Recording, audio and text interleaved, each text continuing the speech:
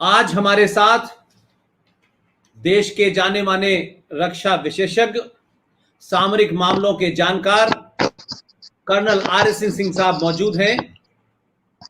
Colonel R S Singh साहब ने अपने जीवन में 4 ऐसी किताबें लिखी हैं जो एक दस्तावेज की तरह हैं।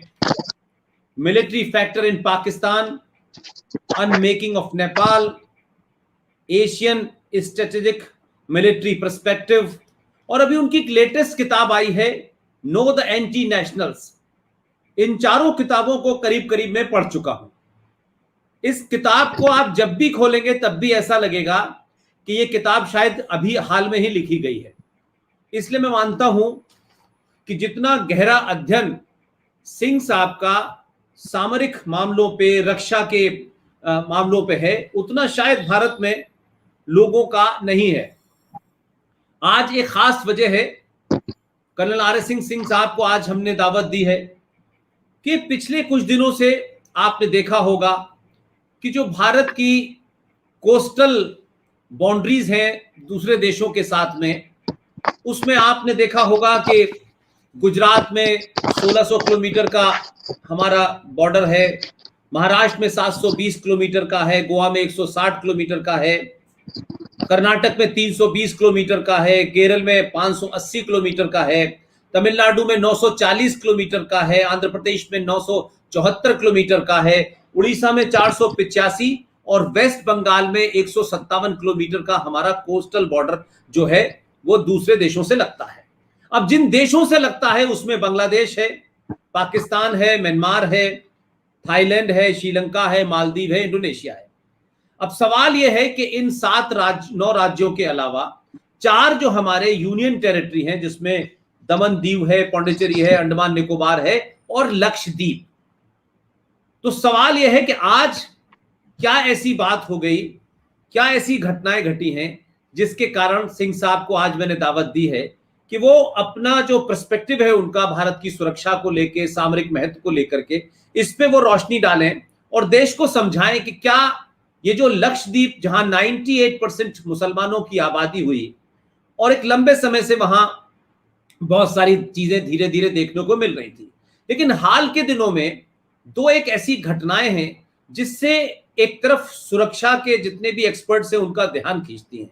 एक तो यह है कि वहां 98% पॉपुलेशन मुसलमानों की है और वहां अभी हाल में केंद्र सरकार ने महात्मा गांधी, जो भारत के राष्ट्रपिता हैं, अहिंसा के पुजारी हैं, उनकी एक मूर्ति वहां लगनी थी। वहां लोग सड़कों पे निकले और उन्होंने ये कहा कि इस्लाम में किसी की मूर्ति नहीं लगाई जा सकती। अब ये सिर्फ एक पॉलिटिकल स्टेटमेंट नहीं है, बल्कि इसके पीछे की एक सोच लगती है कि 98% होने के बाद लक्षद्वीप में वहां इस्लाम कहां से आ गया, इस्लाम का कोई राज्य बन गया क्या, इस्लामिक हुकूमत स्थापित हो गई। तो ये शब्द कहना कि इस्लाम में किसी की मूर्ति नहीं लगाई जा सकती, तो लक्षद्वीप तो भारत का हिस्सा है, भारत के संविधान से चलता है, भारत के टुकड़ों पे पलता है, भारत के टैक्स पेयर की मनी पे पलता है। तो ये स्टेटमेंट अपने आप में एक खतरनाक स्टेटमेंट है। दूसरा, क्योंकि केरल के अंदर भी मुख्यमंत्री के दामाद भी मुसलमान हैं, कैबिनेट में शामिल हैं और वहां मुस्लिम लीग बहुत पावरफुल है। ये वही मुस्लिम लीग है जिसने बिहार और उत्तर प्रदेश की में अपना वोट पाकिस्तान को बनाने के लिए दिया था। और केरल के अंदर मुस्लिम आप जो है फेनेटिज्म और जिहाद आप देख सकते हैं, किस तरह वहां पर प्रोफेसर थॉमस के हाथ काटे गए, किस तरह वहां पीएफआई बहुत एक्टिव है। वहां की विधानसभा के अंदर, लक्षद्वीप के अंदर केंद्र सरकार दखल दे रहा है, केंद्र सरकार वहां हालात खराब कर रहा है। इस सिलसिले में एक रेजोल्यूशन पास हुआ। तो सवाल यह है कि तमिलनाडु में हम देखते हैं वहां रेडिकलाइजेशन हुआ है, हम देखते हैं महाराष्ट्र में, मुंबई के अंदर किस तरीके की हुकूमत है, हम देख रहे हैं केरला में कैसी है, आंध्रा में कैसी है, उड़ीसा में कैसी है, बंगाल में आप सबने देखा। तो सिंह साहब से मैं ये जानना चाहता हूं कि वो अपनी पूरी बात रखें। क्या आज जो हम पहले बांग्लादेश के साथ जो हमारा लैंड बॉर्डर है, जो हमारा चाइना के साथ मामलात हैं, जो हमारा पाकिस्तान के साथ है, क्या अब पूरा का पूरा सिनारियो वहां से हटके अब समुद्री सीमा की तरफ जा रहा है और समुद्री सीमाओं पे लगने वाले जो भारतीय क्षेत्र हैं, क्या वहां पर जिहादियों की, जो आतंकी मानसिकता के लोग हैं, उनकी जो है गिनती बढ़ रही है, गिनती बढ़ने से वहां हालात खराब हो रहे हैं। तो लक्षद्वीप को ध्यान में रखते हुए सिंह साहब ने एक बहुत बड़ा आर्टिकल भी लिखा है। मैं सब चाहता हूं कि वो एक देश की आम जनता को इस बारे में एड्रेस करें कि आखिर ये सब क्या है और इससे सरकार को क्या सीख लेनी चाहिए, सरकार को क्या सजेशन देना चाहिए। सिंह साहब, आपका वी सपोर्ट पुष्पिन पुलिस चैनल पे स्वागत है, आप अपनी बात रखें।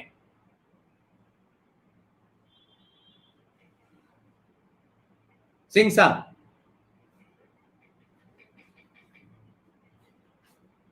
सिंह साहब का शायद नेटवर्क जो है वो कुछ गड़बड़ कर रहा है और आप जानते हैं कि इस वक्त पूरा देश जो है वो इंटरनेट के माध्यम से ही सारे काम कर रहा है, तो उससे हो सकता है कि नेटवर्क थोड़ा सा गड़बड़ हो और उसमें देरी हो रही हो उनके जुड़ने में। लिहाजा मुझे लगता है कि सिंह साहब का शायद लाइन ड्रॉप हो गई है। तो सिंह साहब का मेरा ख्याल है कि वीडियो भी चला गया है और लेट्स सी सिंह साहब को कितना समय लगता है। लेकिन ये बात तो सच है कि लक्षद्वीप की घटनाओं ने भारत की चिंता बढ़ाई है, भारत सरकार की चिंता बढ़ाई है। और जो हाल हमने कश्मीर में देखा, जो कश्मीर में हमने हाल देखे, वही हाल करीब करीब हम लक्षद्वीप में देख रहे हैं। कश्मीर में तो फिर भी वहाँ एक साइजेबल गिनती में वहाँ हिंदू थे, राष्ट्रवादी थे, जो भारत राष्ट्र के झंडे का नेतृत्व करते थे, जो भारत माता का प्रतिनिधित्व करते थे। वो भारत के संविधान को वहाँ उनके होने से संविधान दिखता था, उनके होने से भारत दिखता था। लेकिन लक्षद्वीप में तो 98% है, एक छोटा सा द्वीप है, लेकिन वो जो मानसिकता है कि हम इस्लाम के अंदर हमें जो है वो किस तरीके से इसकी इजाज़त नहीं है, उसकी इजाज़त नहीं है। तो ये शक्तियाँ जहाँ जहाँ अपनी गिनती बढ़ाती हैं, वहाँ इनका जो टिपिकल 1400 साल पहले जो एक जाहिल और लुटेरा एक बलात्कारी सोच वहाँ से निकली थी, वही सोच इनकी जगह जगह होती है। चाहे वो फ्रांस हो, चाहे वो इंग्लैंड हो, चाहे वो अमेरिका हो, तो दुनिया भर में यही काम कर रहे हैं। और भारत के अंदर जो राजनीतिक सत्ताएं हैं, उन्होंने जिस तरीके से इनको अपीस किया, जिस तरीके से इनको मैं समझता हूँ कि बढ़ावा दिया। और अभी हाल के दिनों में आप देखें कि आप देखिए कि कर्नाटक के एक मंत्री ये लिखता है कि कुछ इलाके जो हैं वो मुस्लिम बहुल हो गए हैं, तो उन्हें माइनॉरिटी डिस्ट्रिक्ट घोषित कर दिया जाए। ये एक अलग मानसिकता है। अभी हाल के दिनों में पंजाब के अंदर एक मल्हारकोटला नाम की एक जगह थी, वहां भी मुसलमानों की गिनती ज्यादा हो गई।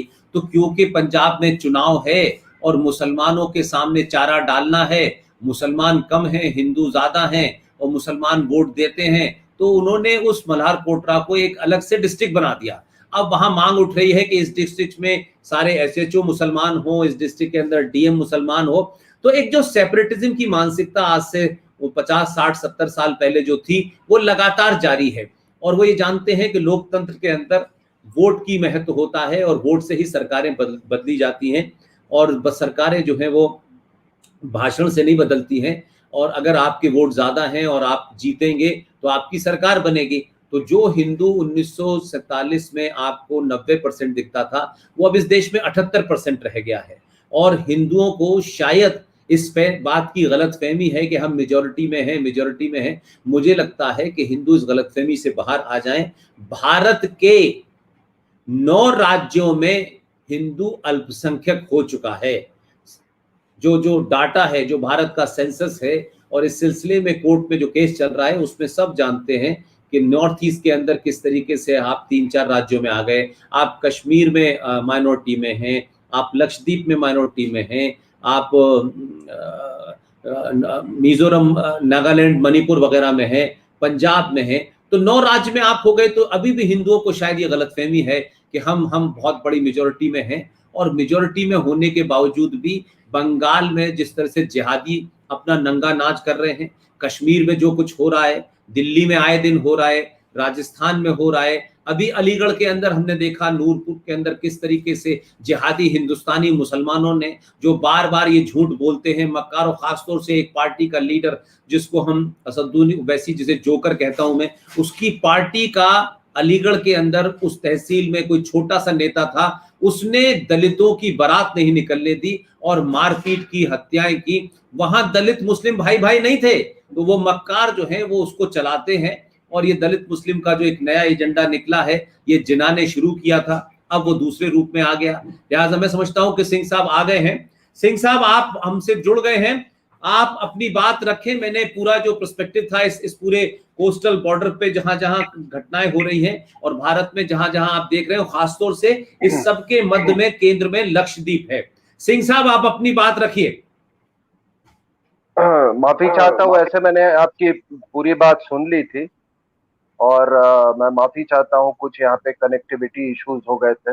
अभी शायद परेशानी नहीं होगी आगे, तो इसके लिए बहुत माफी चाहता हूँ मैं।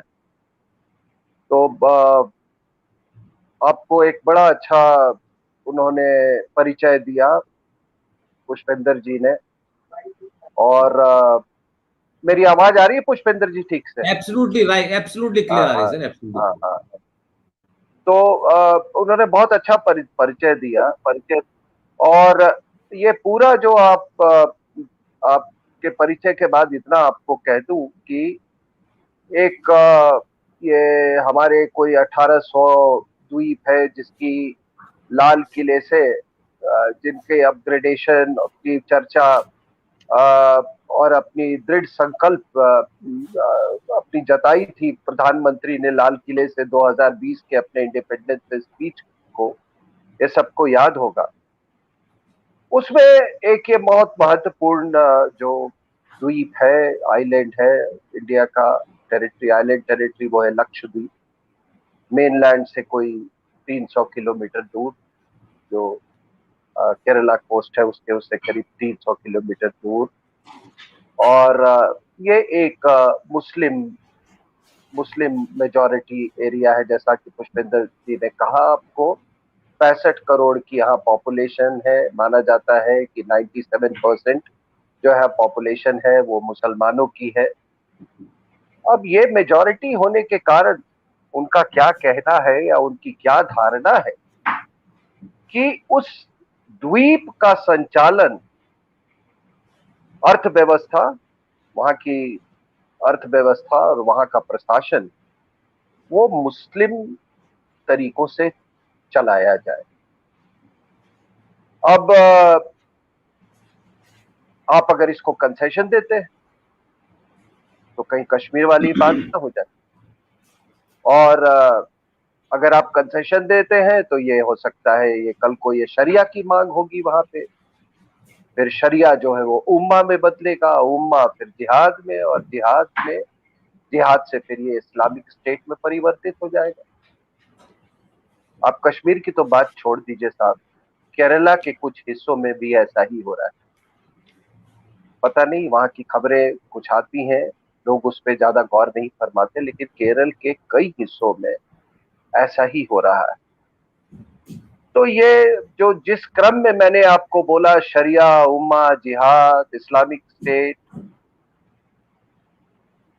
इसका खतरा आपको बताया, तो वहां के एडमिनिस्ट्रेटर जो है प्रफुल्ल के पटेल, जो हमारे केंद्र के द्वारा नियुक्त किए जाते हैं एडमिनिस्ट्रेटर, उन्होंने कुछ कानूनी और प्रशासनिक उन्होंने प्रस्ताव रखे।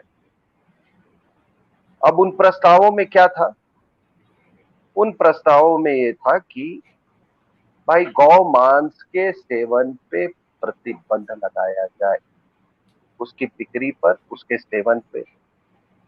दूसरा, उन्होंने कहा कि मदिरा से प्रतिबंध हटाया जाए। बाकी उनका यह भी था कि एक गुंडा एक्ट बनाया जाए कि जो हमारे असामाजिक तत्व है, जिसके बारे में मैं आपसे बाद में बात करूंगा, उनको उनके साथ सख्ती से पेश आ जाए, इसलिए एक गुंडा एक्ट का भी उन्होंने, ये सारे प्रस्ताव है, प्रपोजल स्टेज पे। और दूसरा ये कि उन्होंने कहा कि एक लक्षद्वीप डेवलपमेंट अथॉरिटी बनाया जाए जो कि इसके डेवलपमेंट का काम संभाले। और उनका कहना है कि 70 सालों में लक्षद्वीप में कोई जो उसकी जो क्षमता जो है, उसकी पोटेंशियल है, उसका कोई डेवलपमेंट नहीं हुआ है।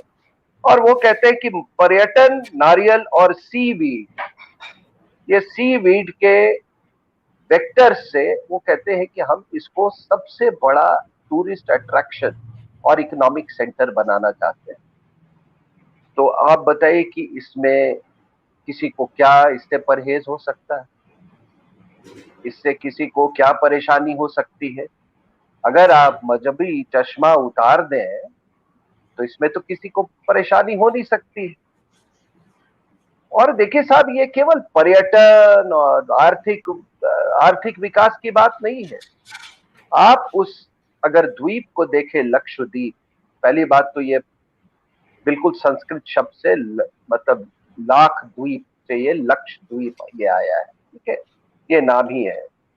और अगर आप इसकी अहमियत समझना चाहते हैं तो ये देखिए कि हिंद महासागर में जिस तरह से, जिस भौगोलिक रूप से हमारा जो भूखंड है भारत का जिस तरह से स्थित है, वो इंडियन ओशन यानी कि हिंद महासागर को दो हिस्सों में बांटता है, यानी कि वेस्टर्न इंडियन ओशन और ईस्टर्न इंडियन ओशन। अब ईस्टर्न इंडियन ओशन में तो आप लोग को मालूम है अंडमान एंड निकोबार आइलैंड है, जो कहते हैं कि एयरक्राफ्ट कैरियर है। तो जितनी अहमियत अंडमान एंड निकोबार आइलैंड्स की है मलक्का स्ट्रेट को लेके, सी लेन्स ऑफ कम्युनिकेशन को लेके, उतनी ही अहमियत उस लक्षद्वीप की है वेस्टर्न इंडियन ओशन में, क्योंकि ये केवल एक पुष्पेंद्र जी, ये एक द्वीप नहीं है, 32 स्क्वायर किलोमीटर का द्वीप नहीं है। अच्छा, ये केवल 32 स्क्वायर किलोमीटर का ये द्वीप नहीं, इसको समझा जाए, ये आपको ये द्वीप, दिस आइलैंड ग्रांट्स यू, आपको 20,000 स्क्वायर किलोमीटर का वो टेरिटोरियल वाटर्स प्रदान करता है और 4 लाख स्क्वायर किलोमीटर का EEZ यानी कि एक्सक्लूसिव इकोनॉमिक जोन, जहां पर आप अपना इकोनॉमिक आप वहां पे अपना कार्यक्रम चला सकते हैं, आप उसको इकोनॉमिकली आप उसको एक्सप्लॉइट कर सकते हैं। तो ये तो मैंने आपको बताया कि ये इसकी अहमियत देखिए आप वेस्टर्न इंडियन ओशन को लेके। और आपको तो मालूम है कि जितने व्यापार के रूट्स है, जो हमारी एनर्जी सिक्योरिटी है, वो यहाँ से इसी वेस्टर्न इंडियन ओशन से पर्शियन गल्फ की तरफ जाती है। दूसरा क्या है साहब कि देखिए ये क्यों ये अहमियत रखता है, और इसको बड़े ध्यान से कि चाइना की गतिविधियां वहां पे आपने देखा कि ये ग्वादार पाकिस्तान में अपना बेस बना रहा है, जिबूटी में चाइना का बेस है, और बहुत तेजी से गतिविधियां बढ़ रही है वहां पर। अगर हमने वहां पे काउंटर वेलिंग फोर्स के रूप में नहीं काम किया या उनको चेकमेट करने की कोशिश नहीं की, तो भारत की जो इकोनॉमिक सॉवरेनिटी है और जो हमारी सिक्योरिटी है, सुरक्षा है, उस पर बहुत गहरा असर पड़ेगा। माफ कीजिएगा, ये इंडियन ओशन है सर। ओशन का मतलब है महासागर।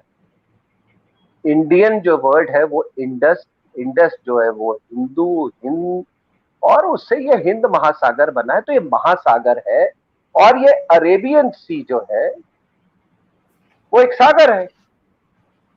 तो मजहब ने क्या किया है? मजहब ने सागर को महासागर के खिलाफ खड़ा कर दिया है।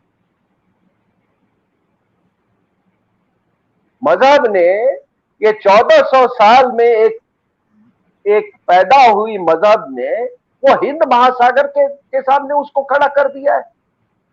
तो ये सुनने वाले और जो ये लोग जो नीतियां बनाते हैं, इस चीज को ना भूलें कि सागर और महासागर में क्या फर्क होता है। बंगाल की खाड़ी सागर है, वो हिंद महासागर का हिस्सा है। उसी तरीके से अरेबियन सी, अरब का सागर, वो हिंद महासागर का हिस्सा है। तो ये आपको मैंने बताया कि कोई 300 किलोमीटर दूर केरल से ये स्थित है, और वहां के आपके मुख्यमंत्री पिनारी विजयन जिनका नाम है, उन्होंने अपनी संसद में एक प्रस्ताव पास किया और उन्होंने करवाया और कहा कि ये लक्षद्वीप में भारत की केंद्र सरकार वहां पे वहां की संस्कृति को छीनना चाहती है। अब विजयन साहब को संस्कृति और मजहब में अंतर समझनी चाहिए। अगर संस्कृति की बात है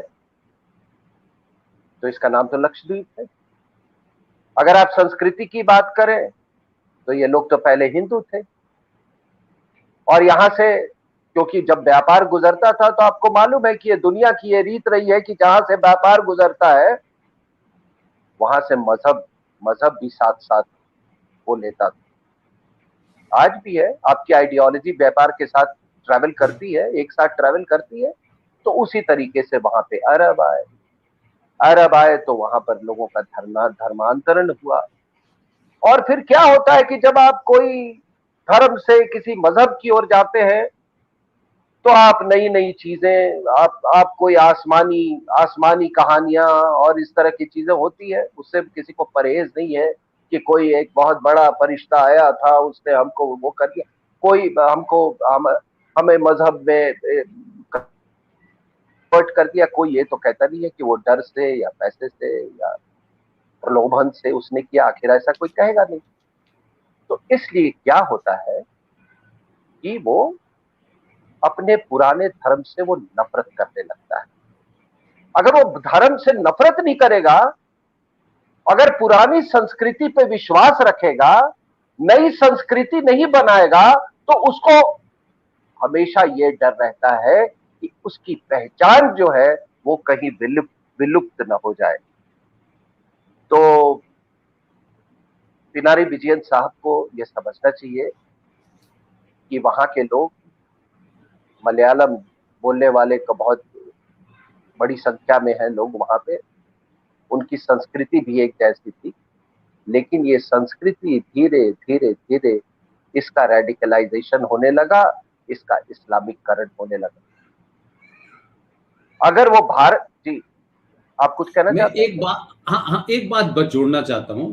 आपने 2 बार चीफ मिनिस्टर केरला का नाम लिया। ये तो जी कल भी थे, परसों भी थे, इससे पहले भी थे, ऐसी बात तो नहीं है। तो ये जी बात जी अभी जी क्यों उठी है, उसमें एक छोटी सी बात ऐड कर देना चाहता हूं।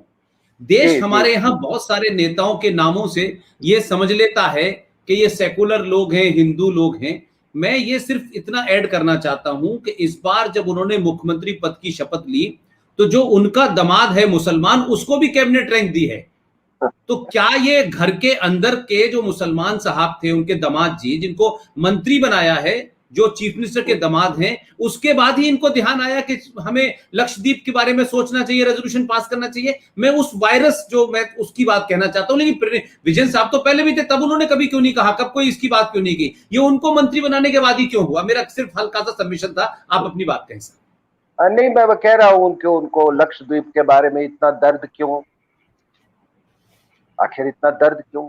300 किलोमीटर कोई कम होता नहीं है। 300 किलोमीटर में तो वो एक छोर से दूसरे छोर में वो पहुंच जाएंगे केरल के। तो इतना दर्द क्यों?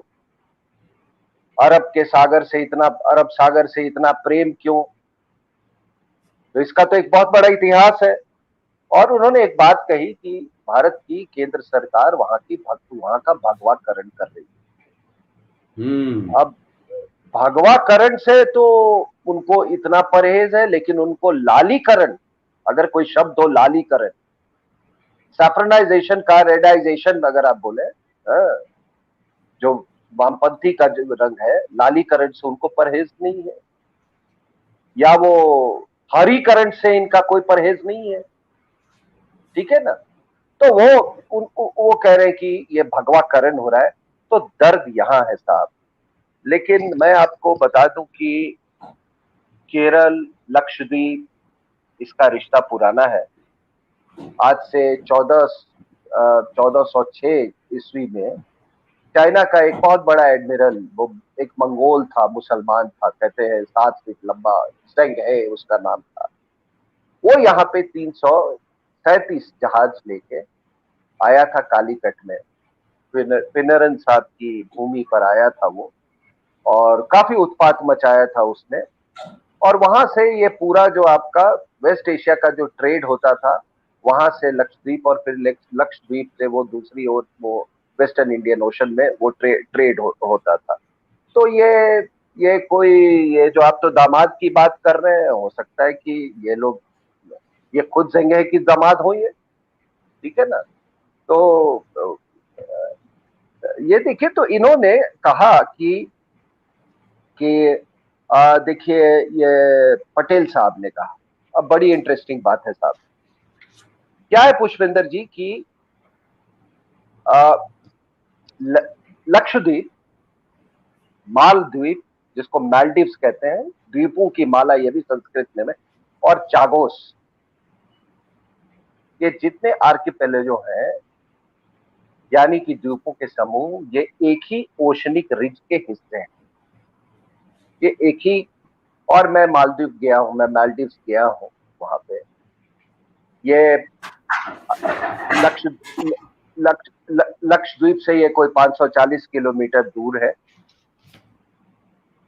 तो वहां पे आपने देखा होगा कि वहां की भी 5 लाख पॉपुलेशन है, और वहां तो टूरिज्म बूम कर रहा है साहब मालदीव में। वहां के 25,000 लोगों डायरेक्टली एम्प्लॉयड है। इनडायरेक्टली की मैं बात नहीं कर रहा हूँ, डायरेक्टली एम्प्लॉयड है वहां पर मालदीव के टूरिज्म या कि पर्यटन। तो पटेल साहब ने यही कहा कि भाई, जैसे हमारा ये द्वीप है लक्षद्वीप, वैसे मालदीव है, वो इतना पैसा कमा रहे हैं, वो दुनिया के टूरिस्ट मैप पे है। तो अगर हम लोगों के बेहतर के लिए, उनके विकास के लिए अगर हम इसको डेवलप करते हैं, तो इसमें क्या बुराई है साहब। वो भी एक इस्लामिक देश है, और बहुत वहां कट्टरपंथ वहां भी बहुत फैलने की कोशिश किया है। अभी वहां पे एक्स प्रेसिडेंट और अभी के प्रेजेंट स्पीकर नाशीद साहब पर हमला हुआ था, वहां के कट्टरपंथियों ने किया है। इस्लामिक स्टेट की वहां प्रेजेंस बहुत बहुत ज्यादा है। कोई वहां पे 423 लोगों ने जाने की कोशिश की थी, इस्लामिक स्टेट ज्वाइन करने की कोशिश की थी मालदीव से, सीरिया में और अफगानिस्तान में, उसमें 171 सक्सेसफुल हुए थे, सफलता मिली थी उनको। अगर आप 5 लाख का पॉपुलेशन बेस देखें, और जैसे वहां पर कोई 1200 आइलैंड है मालदीव्स में, जिसमें 200 इनहैबिटेड है, तो अगर ये लो पॉपुलेशन बेस देखें, तो अपने आप में एक ये कहानी कहती है कि वहां किस गति से वहां का रेडिकलाइजेशन हो रहा है। लेकिन उन्होंने, जब पेट का सवाल आता है ना साहब, और जब वो पैसे का सवाल आता है, पेट का सवाल आता है, तो ये सारा इस्लामिक ढोंग उन्होंने एक तरफ रखा। और वो वहां पर आप देखिए कितने सारे द्वीप हैं, कई द्वीप चाइना वहां पे डेवलप कर रहा है, दुनिया के सारे पर्यटक वहां पे जाते हैं उन द्वीपों में। लेकिन वहां भाई तो मदिरा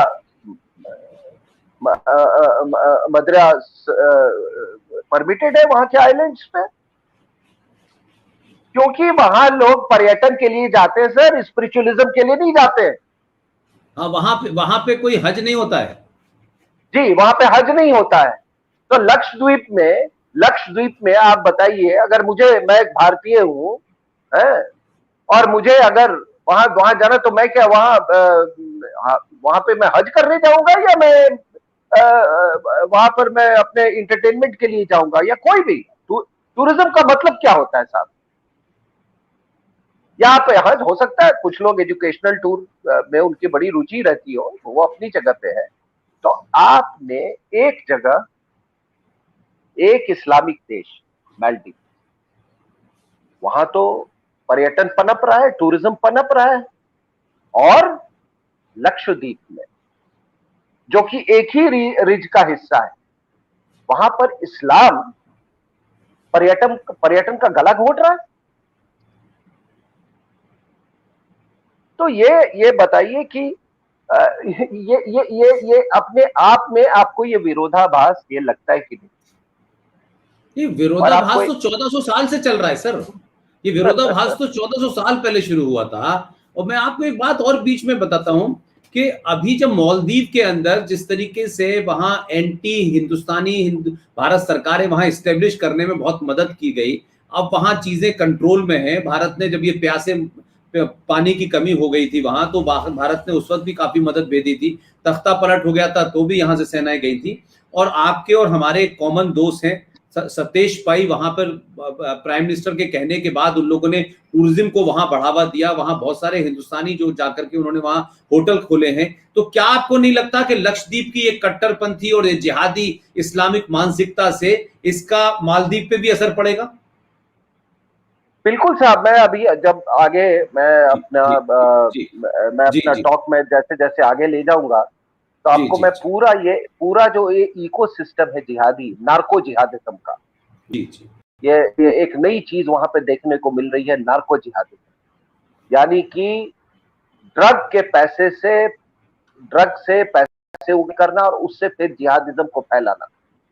ये जो लोग वहां पे लक्षद्वीप में जो ये विरोध कर रहे हैं, वो उसमें से कुछ लोग उसी का हिस्सा है। इसके बारे में मैं आपको बाद में बताऊंगा। लेकिन हाँ, आपको मैं बता दूं साहब, देखो ये मानसिकता मालदीव्स में पहले भी देखी गई। वहां के म्यूजियम में 2012 में हमला हुआ। हमले में जो उनका प्री बुद्धिस्ट 12वीं शताब्दी के पहले मालदीव्स एक, एक, एक वहां पर बौद्ध मेजॉरिटी, बुद्धिस्ट मेजॉरिटी कंट्री था।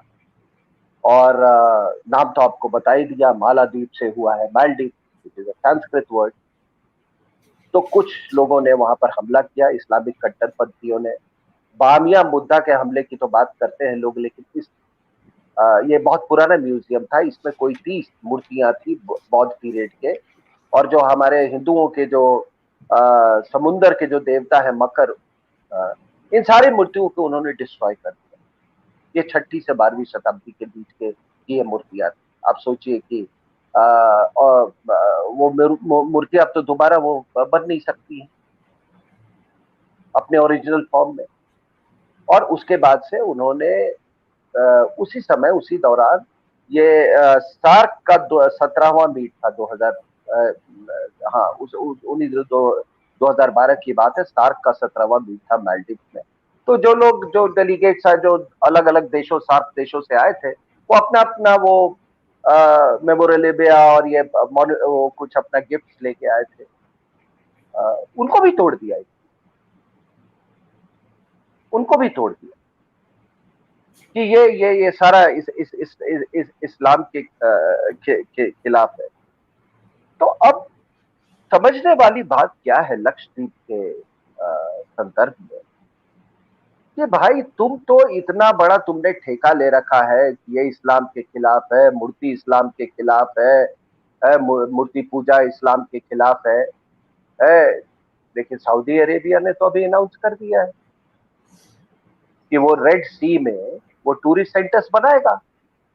और उसने कह दिया है कि वहां सब कुछ होगा, कोई किसी तरह के रेस्ट्रिक्शन, पाबंदियां नहीं होंगी, सब कुछ अवेलेबल होगा। क्योंकि उन्होंने इस बात को महसूस किया कि पूरी जो टूरिज्म जो है वो दुबई और बहरीन ऐसे जगहों पे जा रही है। तो वो कहते हैं भाई इस कमाई को हम क्यों, हम अपने ये जो इस्लामिक ढोंग जो है इसके कारण हम क्यों लूज करें इसको। और ये साहब ये जो आप देख रहे हैं ना लक्षद्वीप में इस्लामिक ढोंग, जब मैंने तुलना की मालदीव्स और लक्षद्वीप की, तो इस्लामिक ढोंग इसलिए क्योंकि उन्हें मालूम है कि भारत की सरकार जो है ना, इनको कोई इनको खाना तो खिलाती रहेगी, कोई कमी तो रखेगी नहीं उसमें। तो because of the assured support of the mainland, ये इस्लामिक ढोंग है। तो आप बताइए साहब कि क्या ये तो इस्लाम तो रेगिस्तान में पैदा हुआ था। इस्लाम तो रेगिस्तान में पैदा हुआ था। रेगिस्तान में पैदा हुआ इस्लाम, क्या वो उसका स्वरूप आइलैंड इस्लाम और डेजर्ट इस्लाम, यानी रेगिस्तान का इस्लाम और द्वीप का इस्लाम, ये क्या दोनों इस्लाम एक ही तरह से होगा? ये कौन तय करेगा? ये सऊदी अरेबिया तय करेंगे या ये रेडिकलाइज्ड लोग जो है वो करेंगे? आखिर इंडोनेशिया भी तो है एक ब्रांड आइलैंड इस्लाम का, लेकिन पता नहीं हमारे नेता, हमारे जो पॉलिसी मेकर्स हैं, हमारे जो कुछ मुस्लिम धार्मिक गुरु हैं, वो इंडोनेशियन ब्रांड ऑफ इस्लाम से क्यों भागते हैं साहब? क्यों भागते हैं? क्योंकि इंडोनेशियन ब्रांड ऑफ इस्लाम में हिंदू पूर्वजों को पूजा जाता है, और हमारे यहां लोगों को सिखाया गया है कि नहीं, आप जब तक अपने पूर्वजों को गाली नहीं दोगे, पिनारी विजयन जब तक अपने पूर्वज को गाली नहीं देगा, या उसका दामाद कभी अच्छा मुसलमान में वो उसका गिनती ही नहीं होगी। तो ये मानसिकता है साहब। तो ये अभी सऊदी अरेबिया ने ये भी कहा कि भाई हम $30 बिलियन अगले 10 साल में हम इंटरटेनमेंट इंडस्ट्री में हम खर्च करेंगे। तो अगर आप इस्लामिक टेनेट्स से जाओ तो ये भी इस्लाम के खिलाफ है।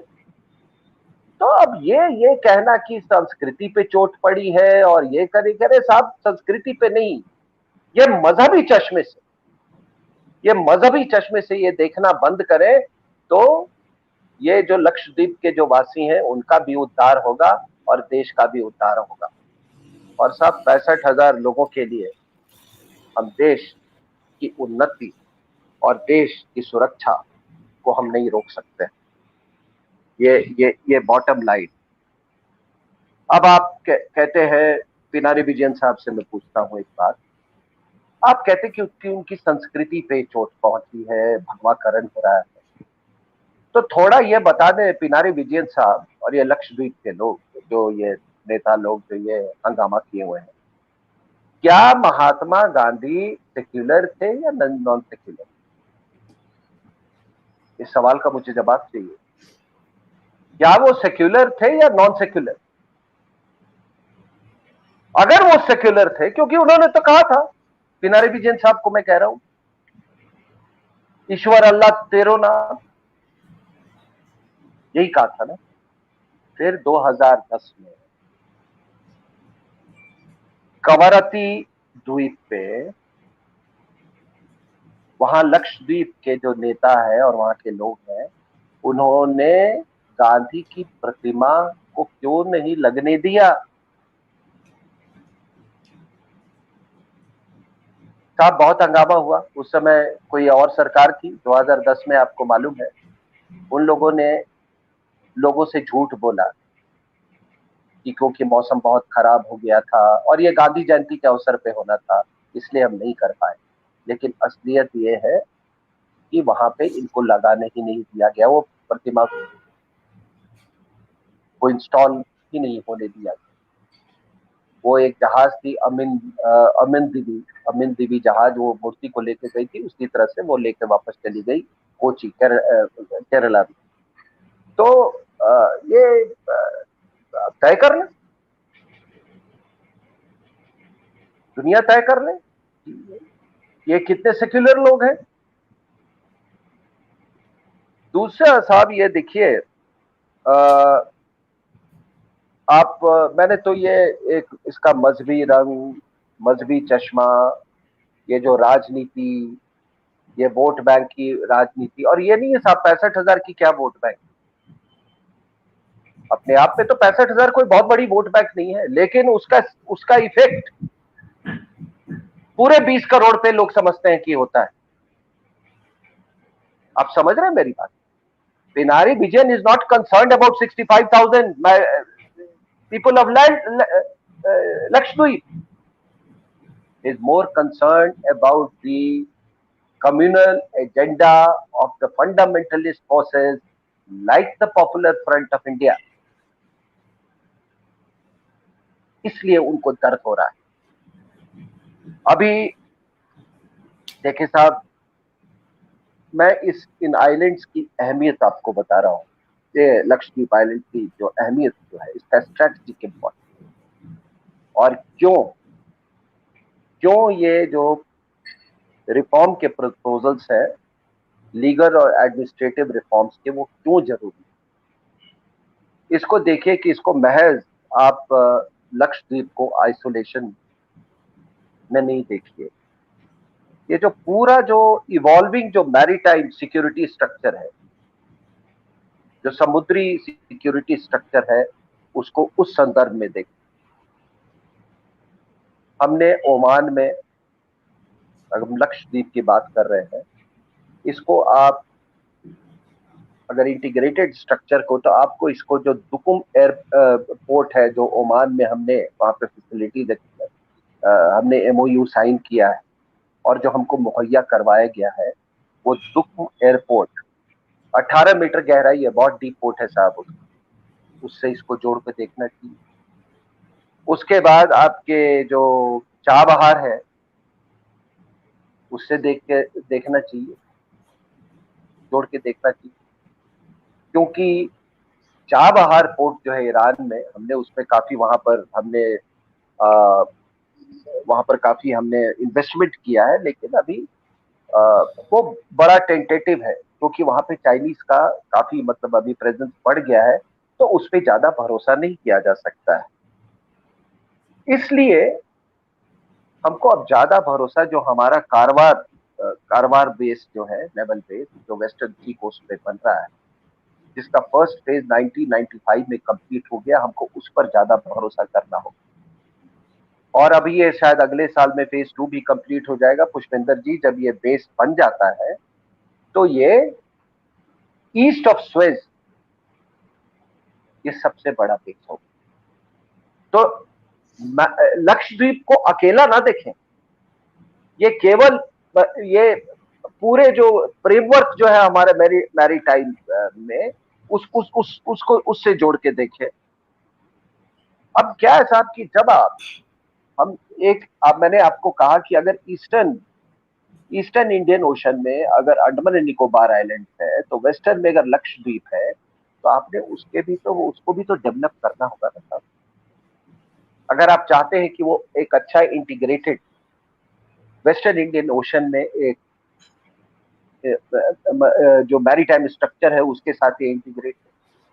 अब वहां की जो अगाती एयरफील्ड, मैं आपको बताता हूँ, अगाती एयरफील्ड है, वहां का जो अभी रनवे है, वो छोटा रनवे है। वहां पे medium range turbo prop aircraft ही ऑपरेट कर सकता है, ठीक है ना, जैसे ड्रॉनियर।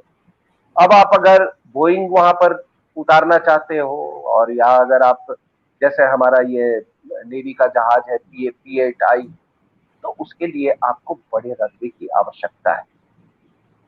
तो उसका जो ये पूरे जो चाइनीज एक्टिविटी और जो मैंने मैरीटाइम सिक्योरिटी स्ट्रक्चर की मैंने बात की, अगर उसको आप मद्देनजर देखते हैं, तो इसका डेवलपमेंट बिल्कुल नहीं रोका जा सकता है। और अगर आप पूरे आइलैंड्स को, लक्षद्वीप आइलैंड्स को डेवलप कर रहे हैं, तो क्या आप उसको इस्लामिक तरीके से डेवलप करेंगे? क्या हमारे एयरफोर्स पर्सनल और नेवी पर्सनल वहां पर इस्लामिक तरीके से रहेंगे? ये वो ताकतें हैं साहब, ये अंदर की वो ताकतें जिसको मैं थर्ड फ्रंट कहता हूं, वो नहीं चाहते हैं कि ये इस आइलैंड में कोई डेवलपमेंट हो, इसका कुछ अपग्रेडेशन हो, ये आपके मैरीटाइम स्ट्रक्चर का ये हिस्सा हो। और माफ कीजिएगा, पिनारी विजयन भी वो उसी का हिस्सा है।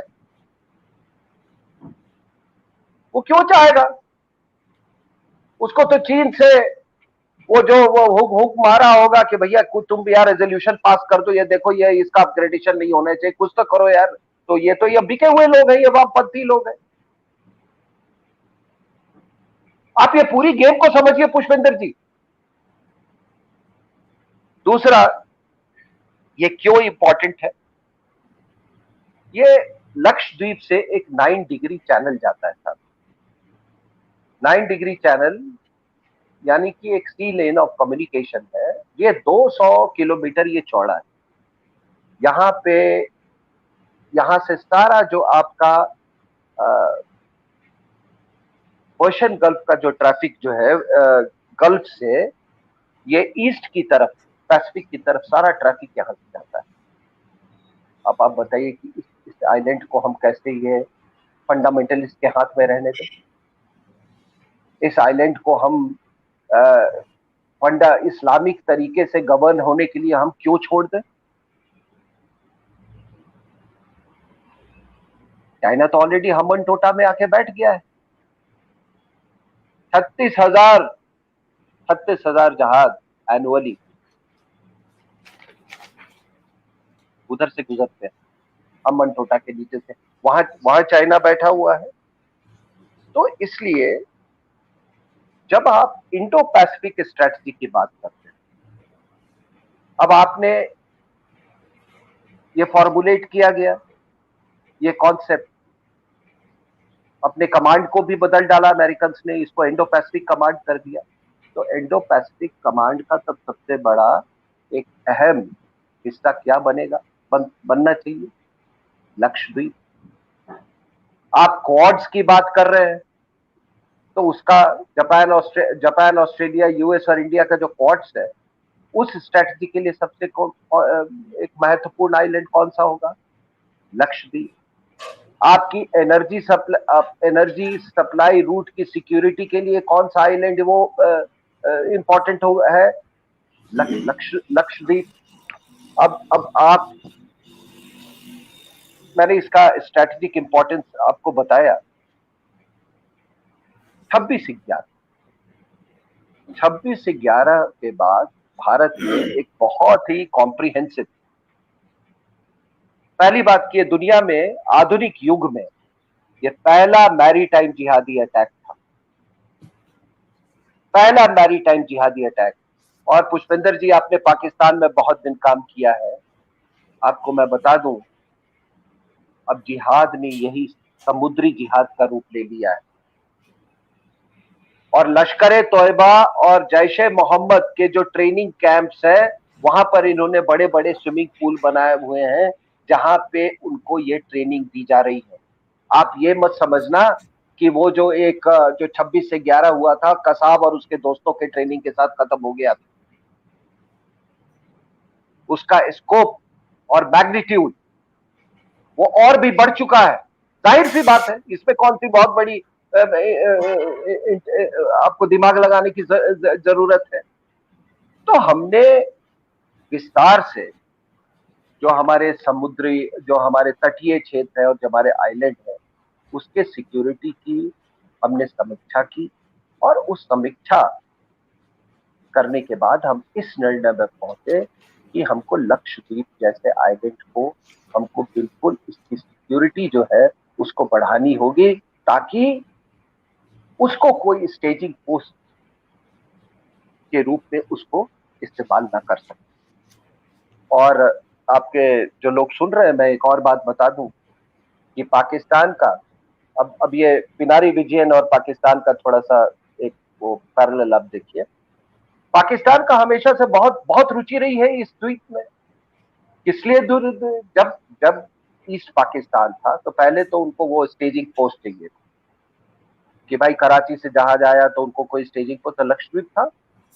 तो क्योंकि वो मुस्लिम मेजॉरिटी था तो जिन्ना ने बड़ी वकालत की थी अंग्रेजों के सामने, किया उनको मिलना चाहिए। लेकिन इसके पहले कि जिन्ना कुछ कर पाता, सरदार पटेल ने इंडियन नेवी को भेज दिया लक्षद्वीप। फिर आपको एक और बात बता दूं, जस्ट 3 महीने इंडिपेंडेंस के 3 महीने पहले जो प्लानिंग स्टाफ थी ब्रिटेन की, उसने अपने हुक्मरानों को चिट्ठी लिखा और कहा कि भाई अगर हमको भारत कोई और फैसिलिटी नहीं देता है तो हमको लक्षद्वीप को रखना चाहिए, क्योंकि वहां का airport, the word that they have used is airport, कि वहां का एयरपोर्ट बहुत हमारे लिए जरूरी है, वरना हम न्यूजीलैंड और ऑस्ट्रेलिया से हमारा कनेक्शन नहीं हो पाएगा। तो उन्होंने कहा कि मैंने कहा, फिर सरदार पटेल ने उनके पानी फेर दिया उनके मंसूबों के ऊपर में। लेकिन वो भी एक तरह से देखे तो इंडो पैसिफिक स्ट्रेटजी का ही हिस्सा था। फर्क सिर्फ इतना था कि उस समय जापान जो था वो एडवर्सरी था, आज चाइना एडवर्सरी। ये तो जियोपॉलिटिकल हालात इस मतलब ये बदलते बदलते रहते हैं। तो ये समुद्री जिहाद का खतरा बहुत ज्यादा है, जितने कई ऐसे आपके यह है कि समुद्री रास्ते से केरला कोस्ट से आप पढ़ते होंगे अखबार में कि 5 जिहादी घुस गए। ऐसा भी हुआ है कि वो केरला कोस्ट से आए हैं, पूरा इंटेलिजेंस है, वो पूरा अपना साजो सामान लेके, वो गोला बारूद लेके, हथियार लेके वो घुसे हैं और अभी तक पता नहीं चला कि वहां का वो कहां गए। पता चला कि केरला से वो तमिलनाडु चले गए। तो 26 से 11 जिन लोगों ने, जिनके जहन में अभी भी वो कायम है, वो हमला जो था, वो इस बात पर ध्यान दे कि लक्षद्वीप इसलिए क्यों उसका अपग्रेडेशन क्यों इतना इंपॉर्टेंट है और क्यों उसका जिहादीकरण नहीं होने देना चाहिए। बाकी अब मैं असली मुद्दे पे आ रहा हूं पुष्पेंद्र जी, कि हमारे इंडियन कोस्ट गार्ड ने 18 मार्च 2021 इसी साल लक्षद्वीप के इर्द गिर्द तीन समुद्री वेसल पकड़े। मालूम है कितने का ड्रग रिकवर हुआ उनसे? 3,000 करोड़ रुपए का। 3,000 करोड़ रुपए का सर। 5 AK-47 राइफल्स थे उसमें, 19 उसमें पर्सनल थे। उसके 3 दिन पहले, ये 18 मार्च की बात कर रहा हूं, उसके 3 दिन पहले एक श्रीलंकन जहाज था आकाश दुआ, जो मिनिकॉय आइलैंड पे पकड़ा गया, उसमें 2,000 किलो, ध्यान रखिएगा, 2,000 किलो हीरोइन उसमें था। तो अगर आप नवंबर 2020 और 18 मार्च का 5 महीने का अवधि ले लें, तो आप समझिए कि 5,000 करोड़ रुपए का ड्रग पकड़ा गया। इसका रिसिपिएंट कौन होने वाला था? मैं आज हिंदुस्तान से यह सवाल पूछता हूं, किसका रिसिपिएंट कौन था ये 5,000 करोड़ रुपए का? मैंने तो केवल सिर्फ 5 महीने का आपको आंकड़ा दिया। क्या इसका रिसिपिएंट अपने अल्ट्रा लेफ्टिस्ट थे? क्या पॉपुलर फ्रंट ऑफ इंडिया था इसका? क्या ये शाहीन बाग वालों के लिए था? क्या ये पाकिस्तान के जिहादी ग्रुप्स के लिए था? ये किसके लिए था? भाई अगर केरला में सोना इतनी मात्रा में पहुंच सकता है और चीफ मिनिस्टर का ऑफिस अगर खुद इन्वॉल्व हो सकता है, तो इसमें कौन कौन लोग इन्वॉल्व है साहब? कौन इसका रेसिपिएंट था? और मैं आपको बता दूं, ये यहीं तक सीमित नहीं है, मालदीव्स में भी यही हो रहा है। उन्होंने भी कई ऐसे वेसल्स को पकड़े हैं। श्रीलंका के से कई वेसल्स ऑपरेट कर रहे हैं। तो ये पूरा जो मैंने जो बोला, ये जो ओशनिक रिज है, ये जो पूरा ये इंडियन ओशन का ये रीजन है, ये पूरा का पूरा एक ड्रग नार्को जिहाद का एक इकोसिस्टम वहां डेवलप किया हुआ है। अब साहब देखिए क्या है, एक बात को लोग ध्यान रखें कि कश्मीर में क्या हुआ था। कश्मीर में पहले पैन इस्लाम आया, ठीक है साहब, उम्मा पैन इस्लाम, पॉलिटिकल इस्लाम। फिर उसके बाद क्या हुआ? सेपरेटिज्म, अलगाववाद आया। अलगाववाद ने फिर क्या रूप लिया साहब? जिहादिज्म। फिर हमने पैन इस्लाम का खूनी चेहरा देखा जब हमारे हिंदू भाइयों को 91 में वहां से पलायन करना पड़ा। तो क्या आप लक्षद्वीप को भी अगला कश्मीर बनाना चाहते हैं? केरला के जिहादी, उन्होंने कश्मीर के जिहादियों से नाता जोड़ लिया है। आपको मालूम है ना कि जो बुरहान वानी जब मारा गया था, कई कोर्ट्स में ब्लास्ट हुए थे केरला में। केरला के जिहादी ने काबुल के जिहादियों से भी नाता जोड़ लिया है। केरला के जिहादियों ने कोलंबो के भी जिहादी, जो कोलंबो ब्लास्ट हुए थे चर्च में, वहां के भी जिहादियों से नाता जोड़ दिया है। तो क्या लक्षद्वीप के जिहादियों से या लक्षद्वीप में तैयार किए हुए जिहादियों से, पैन इस्लामिस्ट को, पैन इस्लामिस्ट से, रेडिकलाइज लोगों से क्या ये तार जोड़ना बाकी? मेरी नजर में तो मुझे इस पर विश्वास नहीं। तो मैं अपनी बात यहीं पे खत्म करता हूँ, और मुझे इतनी देर में जितना कुछ मैं आपको बता सकता था मैंने आपको बताने की कोशिश की। आपके अगर कुछ मैं कोई स्पेसिफिक सवाल तो नहीं, मैं कोई सवाल नहीं पूछूंगा, लेकिन इस पूरे उसमें आपने जब बैकग्राउंड में गए आप खासतौर से केरल के, तो हम क्यों भूलते हैं कि 1921 में जो सबसे बड़ा हिंदुओं का मैसेकर हुआ वो मोपला में हुआ, दैट वाज केरला।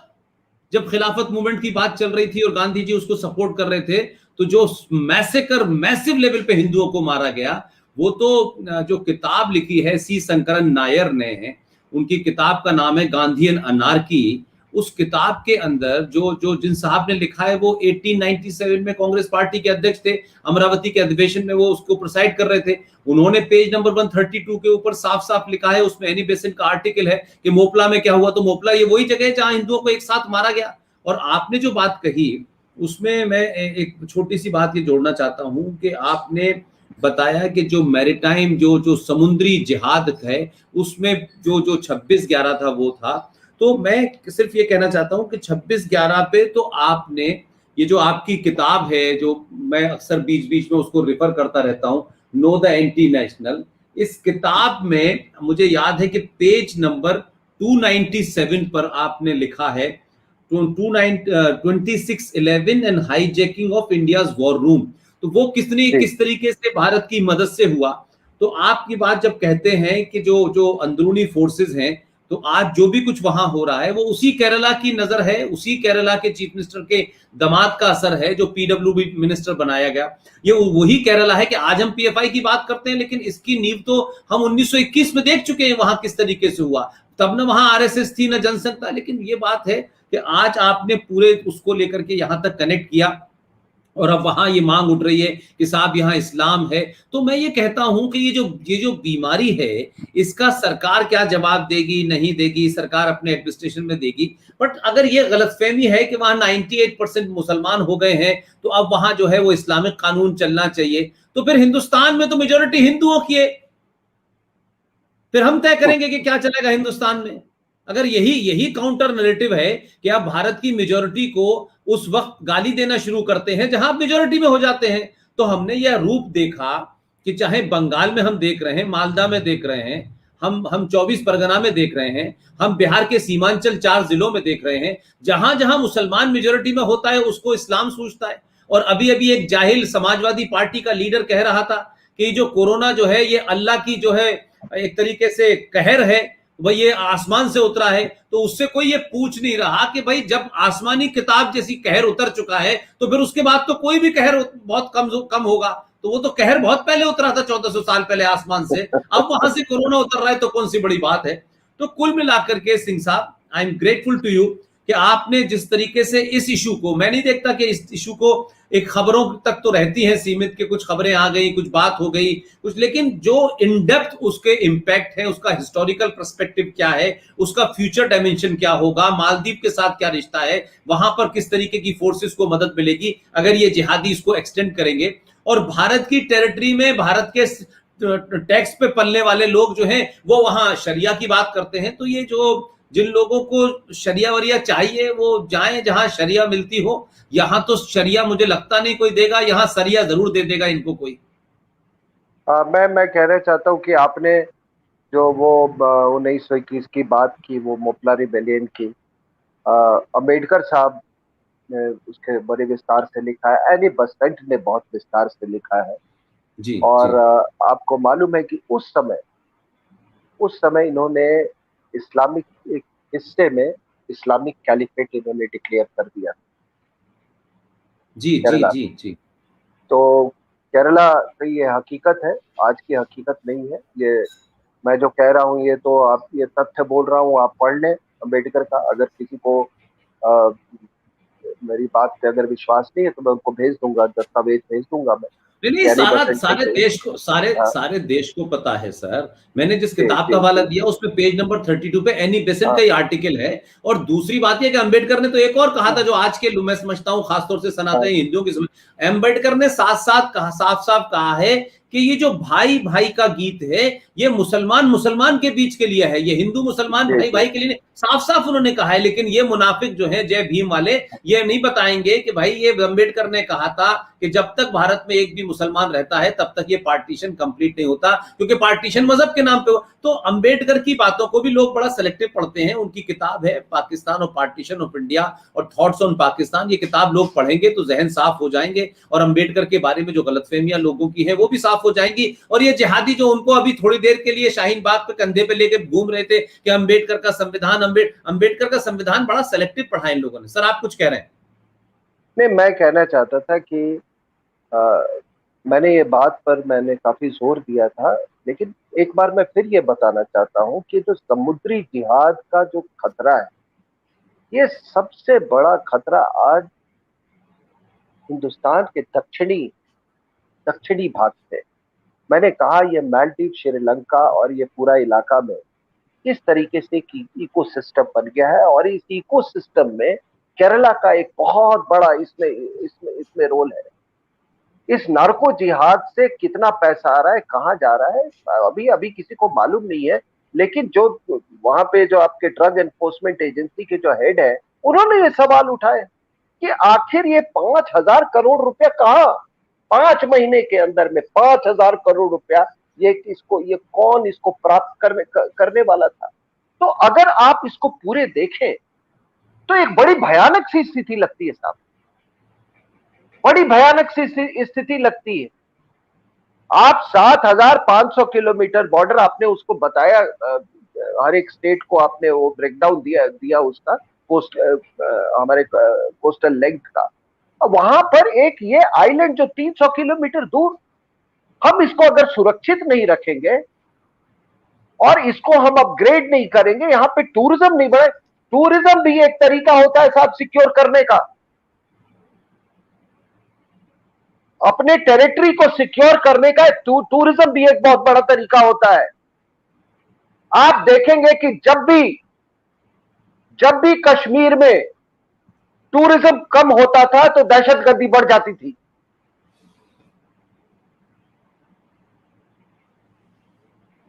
तो ये आप लक्षद्वीप के लोग, आखिर आपकी अहमियत क्यों है, इसलिए नहीं, आप वहां गए कैसे, पहली बात। आप तो वहां के रहने वाले नहीं है, आप तो यहाँ इंडियन मेनलैंड से आपके पूर्वज गए थे, क्यों गए थे? क्योंकि वो ट्रेड रूट पे था, क्योंकि आपका पेट पलता था उससे। आज भी वो ट्रेड रूट पे है, भारत के एनर्जी लाइफलाइन पे है। अगर भारत की सुरक्षा नहीं होगी, मैं मैरीटाइम सुरक्षा की बात करता हूं, तो फिर आप कैसे सुरक्षित रहेंगे? और आपको आपकी सुरक्षा के लिए ये कि यहां पर मदिरा सेवन नहीं होगा, तो उन्होंने कह दिया कि भाई, एक फ्यूचरिस्टिक प्रपोजल उसमें उन्होंने दिया है पटेल साहब ने, कि भाई जो लोग के 2 बच्चे हैं, दिस इज फ्यूचरिस्टिक, भविष्य के बारे में बात की है, जिनके 2 बच्चे हैं वो पंचायत का चुनाव उनको नहीं लड़ना चाहिए। अब ये हर चीज इस्लाम के खिलाफ है, हर चीज इस्लाम के खिलाफ है। तो ये इसको पूरे, आप इसको इंडियन सिक्योरिटी पूरे जो फ्रेमवर्क है उसके संदर्भ में इसको देखें, ये पूरा जो लक्षद्वीप वाला एपिसोड है। और अगर आपने ये कंसेशन दिया, तो साहब मैंने जो क्रम जो बताया था आपको कि किस तरीके से जो उम्मा उम्मा से उम्मा से शरिया, शरिया से जिहाद, जिहाद से कैलिफेट, ये उसी क्रम में ये भी आपका जो द्वीप है ये चला जाएगा। तो इसलिए इनको बोलो कि जिस तरह से मालदीवियन मुसलमान सोचते हैं वो भी तुम्हारे मतलब भाई क्या बोले उम्मा का ही हिस्सा है, तो अपने उम्मा के भाइयों का कुछ ध्यान रखो यार।